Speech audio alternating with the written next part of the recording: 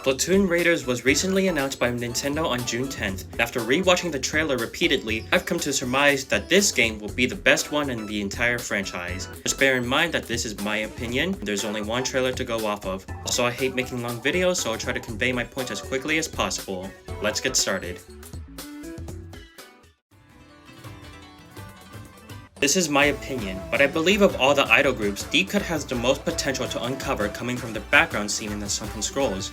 They were also bosses in Splatoon 3's campaign, but that's really all the limelight they got other than singing along in Calamari Incantation 3 mix. With Deep Cut accompanying you, there's a chance we get to explore more of their background, characterization, and possibly see them in action because they can canonically fight. There's also hopes for minigames, as people are speculating a fishing minigame with Shiver. Also, people have made connections with 3's first Splatfest in this game, and Big Man was on Team Fun, so Big Man can likely bring some fun as we're stranded.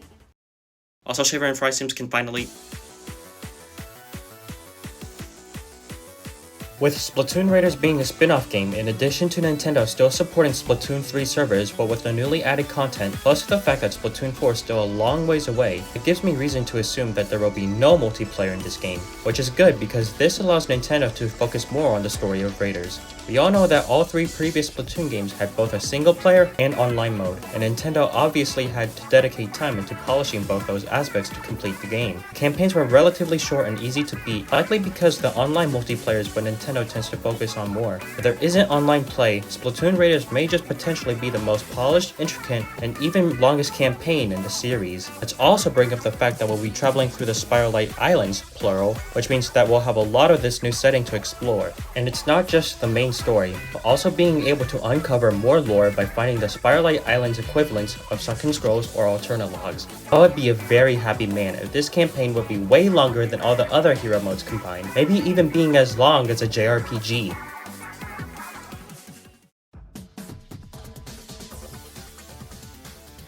With Splatoon Raiders coming only to Switch 2, Nintendo may see this as an opportunity to test out how compatible Switch 2 features are for this game, namely mouse controls for the Pro Controller, GO and GR back buttons. You do have Splatoon 3 on Switch 2, but that's a game from Switch 1 with no Switch 2 edition as of now. You can't use mouse controls or GO and GR with Splatoon 3.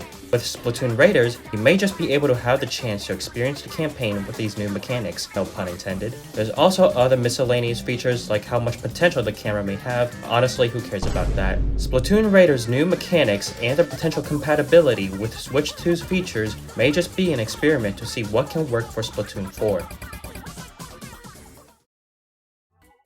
So these are my 3 reasons why Splatoon Raiders may just be the best Splatoon game in the entire series. Obviously, we still don't know too much about this spin-off game. What we've seen so far and what I've went over, being able to bond with Deep Cut, having possibly a longer and more intricate story than the previous games due to the lack of multiplayer, and possible Switch 2 gimmicks that provide players with a unique flavor of gameplay and experience are all contributing factors to formulating the best Splatoon game. To wrap this up, how about you tell me about the potential that you see in this game? And that's it for now.